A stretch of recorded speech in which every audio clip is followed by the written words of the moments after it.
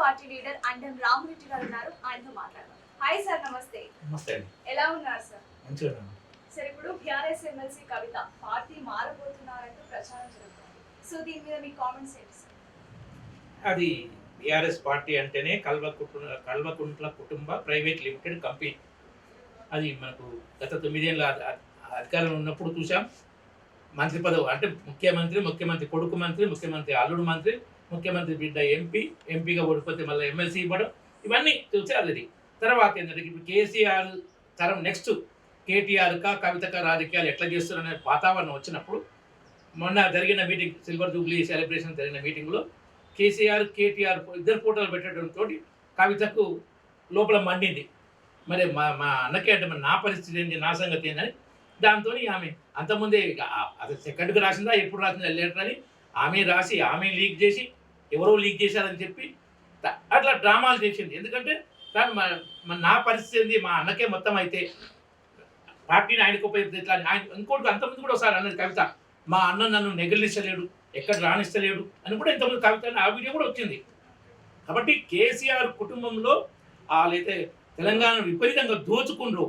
ఆ దోచుకోవడంతో దాని మీద మళ్ళా అధికారంలోకి పొరపాటున తెలంగాణ ప్రజలు మళ్ళోసారి గుడ్డిగా నమ్మి బీఆర్ఎస్ గెలిపిస్తే మళ్ళీ దోచుకునే అవకాశం మా అన్నకే కాదు నాకు కూడా రావాలని కవిత తాపత్రయపడుతుంది.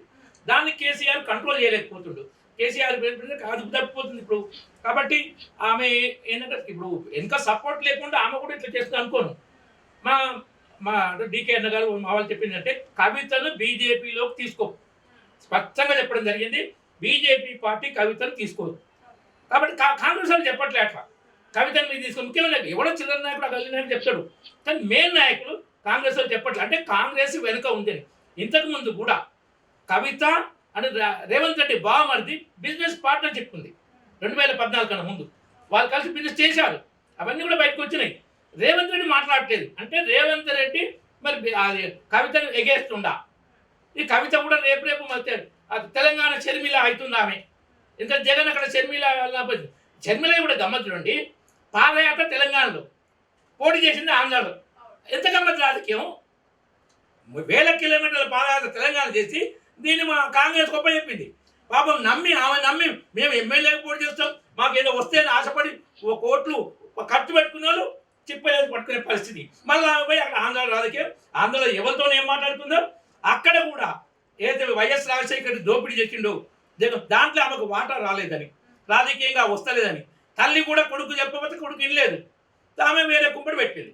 వేరే కుంపడి మెయింటైన్ చేసి కష్టపడి కాంగ్రెస్ చేరింది. షర్మిల ఎలా అయితే కాంగ్రెస్ చేరిందో రేపు కవిత కూడా కాంగ్రెస్ చేరుతుంది. కాంగ్రెస్ రాజకీయమే ఇది మొదటి నుంచి. కాశ్మీర్ నుంచి కన్యాకుమారి వరకు నేషనల్ కాన్ఫరెన్స్ పార్టీ చేసింది ఆ కుటుంబాన్ని. Sheikh Abdullah అల్లుల్ని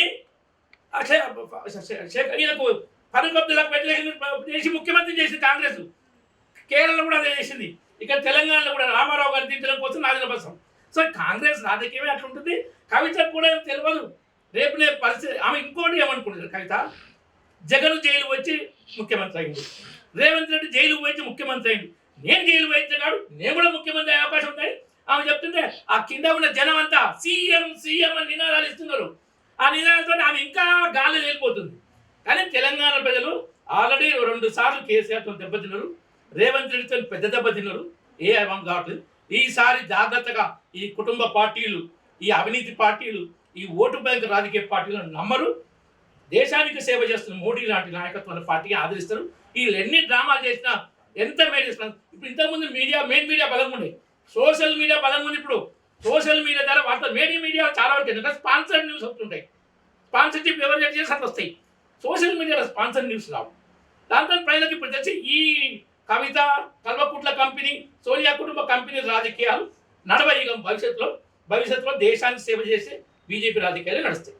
okay sir, thank you. Thank you.